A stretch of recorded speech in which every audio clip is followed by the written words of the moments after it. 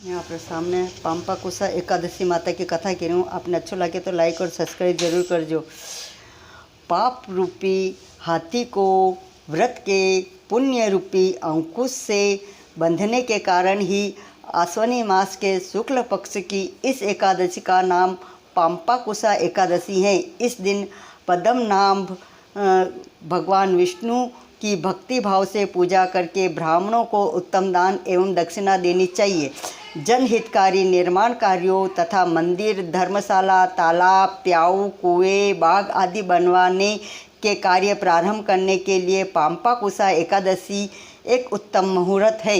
युधिष्ठिर ने आदरपूर्वक श्री कृष्ण भगवान को नमन करके कहा, हे जनार्दन, आश्विनी मास के शुक्ल पक्ष की एकादशी का क्या नाम है? अब आप कृपा करके इस व्रत की विधि और उसका फल कहिए। भगवान श्री कृष्ण ने कहा, हे युधिष्ठिर, समस्त पापों को नाश करने वाली इस एकादशी का नाम पाम्पाकुसा एकादशी है। इस दिन मनुष्य को विधि पूर्वक भगवान पद्मनाभ की पूजा करनी चाहिए। यह एकादशी मनुष्य को मनोवांछित फल देकर स्वर्ग प्राप्ति कराने वाली है। मनुष्य को बहुत दिनों तक कठोर तपस्या करने से जो फल मिलता है वह फल भगवान गरुड़ ध्वज को नमस्कार करने से प्राप्त हो जाता है। जो मनुष्य अज्ञानवश उनके पाप करते हैं परंतु नित्य हरि को नमस्कार करते हैं, वे नरक में नहीं जाते। विष्णु के नाम के कीर्तन मात्र से संसार में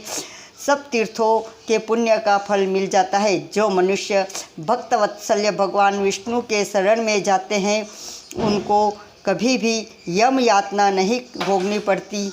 जो मनुष्य वैष्णव होकर शिव की और शैव होकर विष्णु की निंदा करते हैं वे अवश्य ही नरकवासी होते हैं। सहस्त्रों वाजपेयी और अश्वमेघ यज्ञों से जो फल प्राप्त होता है वह एकादशी के व्रत के 16वें भाग के बराबर भी नहीं होता। संसार में एकादशी व्रत के बराबर कोई पुण्य नहीं है, परंतु इस पाम्पाकुसा एकादशी के समान पवित्र तो तीनों ही लोकों में कुछ भी नहीं है। जब तक मनुष्य पद्मनाभ की एकादशी का व्रत नहीं करते हैं तब तक ही उनके देह में पाप वास कर सकते हैं। यह एकादशी स्वर्ग, मोक्ष, आरोग्यता, सुंदर स्त्री तथा अन्न और धन देने वाली है। इस एकादशी व्रत के बराबर गंगा, गया, काशी, कुरुक्षेत्र और पुष्कर भी पुण्यवान नहीं है। इस एकादशी का व्रत और जागरण करने से मनुष्य विष्णु पद को प्राप्त होता है। हे राजेंद्र, इस व्रत के करने वाले 10 पीढ़ी मात्र पक्ष की 10 पीढ़ी पक्ष की और 10 पीढ़ी मित्र पक्ष का उद्धार कर देते हैं।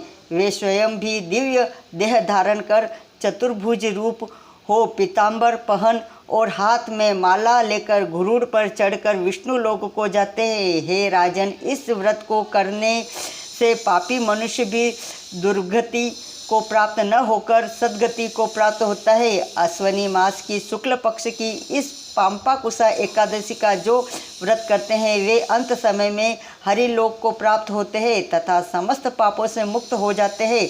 सोना, तिल, भूमि, गो, अन्न, जल, छत्री तथा जूती दान करने से मनुष्य यमराज को नहीं देखता। जो मनुष्य पुण्य कर्म और एकादशियों के व्रत किए बिना जीवन के दिन व्यतीत करता है वह लुहार की भट्टी की तरह श्वास लेता हुआ भी निर्जीवी के समान ही है। निर्धन मनुष्य को भी अपनी शक्ति के अनुसार दान करना चाहिए तथा धन वालों को सरोवर, बाग, धर्मशाला, गौसदन, मकान आदि बनवा कर दान करने चाहिए।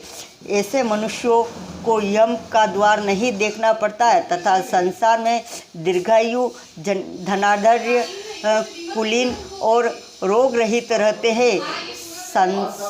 सारांश यह है कि धर्म में सद्गति तथा अधर्म में दुर्गति प्राप्त होती है, इसमें कोई संदेह नहीं है। हे राजन, जो आपने मुझसे पूछा वह मैंने सब आपको सुनाया। अब और क्या सुनने की इच्छा है सो कहो। श्री पाम्पाकुसा एकादशी महारानी माता की जय।